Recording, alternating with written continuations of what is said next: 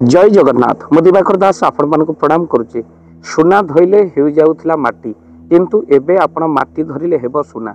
ब्रह्मांड पुराण रे एक सुंदर प्रतिकार मिली व्रतर कथा लिखा होईची। जो ब्रह्मांड पुराण कथा वेद व्यास अति सुंदर भाव में महर्षि व्यासदेव लिखिं जे यही व्रत को जदि आपण पालन करती अतिशय आपणकर लाभ ही लाभ हेब।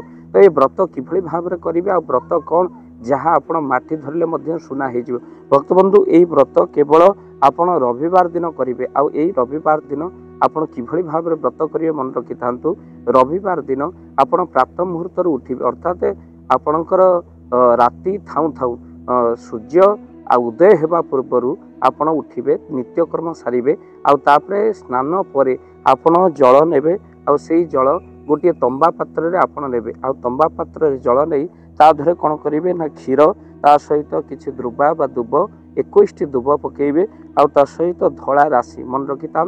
प्रातः मुहूर्त रविवार दिन उठी आपण नेबे कौन ना दुब ता सहित धला राशि तेणु गोमाता क्षीर आ सहित जल मिसाई रविवार दिन आपण आमिष भक्षण करेंगे ना। आउे सूर्य उदय होगा पर आपण कौन करेंगे यही जल को आपण सूर्य को जो आपण मुह को सूर्य मारुवा छात उपर करें आपण से सूर्य को आह्वान पूर्वक फूलटे दे प्रणाम करी आपण से जल को आपण सूर्य को अर्पण करेंगे। आंठे की जल अर्पण करेंगे जमी कहीं पादरे पड़ो से जल आपण जल अर्पण करूँ। आ मनर कामना को सूर्य देवता को कही दिंतु। भक्तबंधु ब्रह्मांड पुराण लिखाई ये हूँ सूर्य अर्घ्य आपण 7 थर प्रदान करूँ। एक धार सूर्य अर्घ्य 7 थर प्रदान करेंगे। बुढ़ांगुटी आपणकर लगभग से अर्घ्य आपण से तंबा जल को तंबा पात्र सूर्य को अर्पण करेंगे। केतोटी आपण रविवार करेंगे मात्र 12टी रविवार मन रखि था। आपण 12टी रविवार जदि करुँच दिन तमाम आमिष खाइबे ना। सूर्यंकर द्वादश नाम आपण स्मरण करेंगे। 12टी रविवार करेंगे रविवार आमिष खाइबे ना। आपणकर जो अवस्था ऋण सुझी पार ना स्वास्थ्य अवस्था भल रहुना परिवार अशांति बढ़ी रोचे मनोकामना ना जमी किणी पार्टी ना घर अच्छे। तेणु ये सब समस्यार समाधान आज ब्रह्मांड पुराण मिली सूर्यंकर उपासना आउ जहाँ कले आपणकर आउ एभली भाव में समस्या रहिबनी। आउ थरे कहि दउछु कोन आपण करिवे ना रविवार दिन आपण प्रातः मुहूर्त उठी सूर्य उदय होगा पूर्व उठी नित्य कर्म सारी स्नान आदि कर्म सारी आपण कौन करेंगे ना ठाकुर पूजा कर सारे तापर आपण जल अर्घ्य धरिले। आउ से जल रे क्षीर जल ता सहित दुर्बा द्रुब 21 आउ धला राशि आउ पकई आपण कौन करेंगे ना से जल को आपण कौन करेंगे ना सूर्य को अर्पण करेंगे। 12टी रविवार आपण यही व्रत करेंगे। से रविवार दिन आमिष भक्षण करेंगे ना। सूर्यंकर द्वादश नाम को उच्चारण करेंगे। द्वादश नाम यूट्यूब रे आप मारे सूर्यंकर द्वादश नाम रही। जदि आप द्वादश नाम न उच्चारण कर मंत्र पढ़े ओम सूर्याय नम ओम भास्कराय नम ओम दिवाकराय नम ये 3टी नाम को मध्य अर्पण करी सूर्य को प्रणाम करंतु। निजर मनोकामना सूर्य को जनातु देखिए आपण चमत्कार प्रभाव दौची।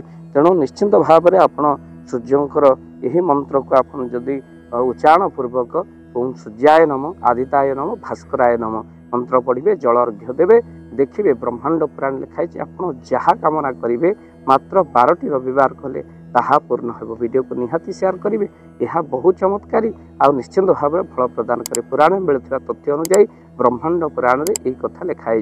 वीडियो को शेयर करने सहित चैनल जदि नुआ चैनल को सब्सक्राइब कर दिंतु। भक्तबंधु अनेक आपण उपाय कर सारे किए कहीपे क्यों उपाय फलप्रद हो चमत्कार प्रभाव पड़ो क्या द्वारा कौन उपाय चमत्कार प्रभाव पड़े एक कथा कहीं कहीपर थे प्रतिकार करूँ। निश्चिंत वीडियो को शेयर कर दिखाँ हूँ तो अन्यर उपकार निहाती आस। भाव दिवाकर चैनल आपण चैनल नुआ कर देखुं सब्सक्राइब कर दिंतु। प्रत्येक दिन वीडियो पड़े आपण नोटिफिकेशन जीव आपण किसी नुआ तथ्य शुणिपारे। जय जगन्नाथ जय पंचसखा जय जगन्नाथ। धन अर्जने धर्म करी धर्मे प्राप्त नरहरि।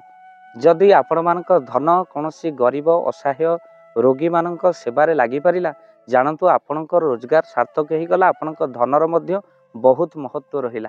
तो आज आपण माने जदि चाहूचंती आपणकर से धन महत कार्य लागू जेमिति कि आमे गोटे आम्बुलांस करिचु जो आम्बुलांस प्रतिदिन किछि असहाय रोगी मानक मेडिकल रे पहुंचाए किछि गरीब अनाथ शिशु मानक मध्य आमे वस्त्र दान करू किछि रोगी मानक पाखरे पहुंचू ଯେଉଁମାନେ ବହୁତ ରୋଗରେ ପୀଡ଼ିତ ସେମାନଙ୍କ ପାଖରେ ଆମେ କିଛି ଅର୍ଥ ଆଉ ଗରିବ ଲୋକମାନଙ୍କୁ ସହାୟତା ପ୍ରଦାନ କରୁ।